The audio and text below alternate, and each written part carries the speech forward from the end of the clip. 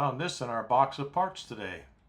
Some of us car nuts have a plethora of parts and engines and transmissions and this and that and another. Long story short is I've been making a concerted effort to organize all of this stuff, put it into the proper bins where they belong. I come across this part. I wasn't sure exactly what it was for. You can see it's about the size of my hand and maybe about 3/8 of an inch thick. Appears to be aluminum or zinc alloy. It's corroding in a white manner, so it's not ferrous in nature. So I couldn't figure out just what the devil that was for. I was thinking it was for the steering column somehow, and after I looked on the Triumph forum, I found out exactly what it was for.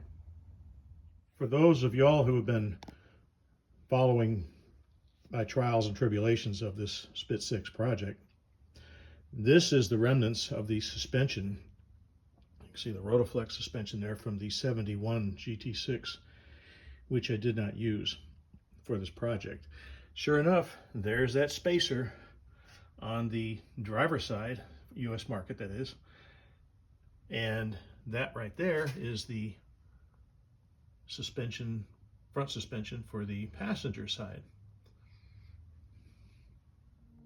Check this out. This is the 73 GT6 I'm going to be using for the Spit 6 project.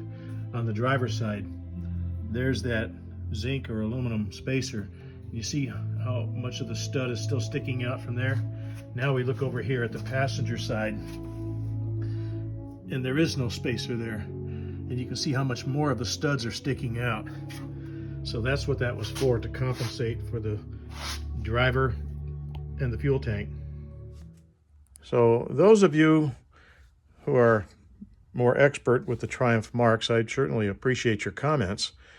Obviously the Triumph GT6, if it was right-hand drive for the home market in England, you would have the fuel tank on the left side and the driver on the passenger side.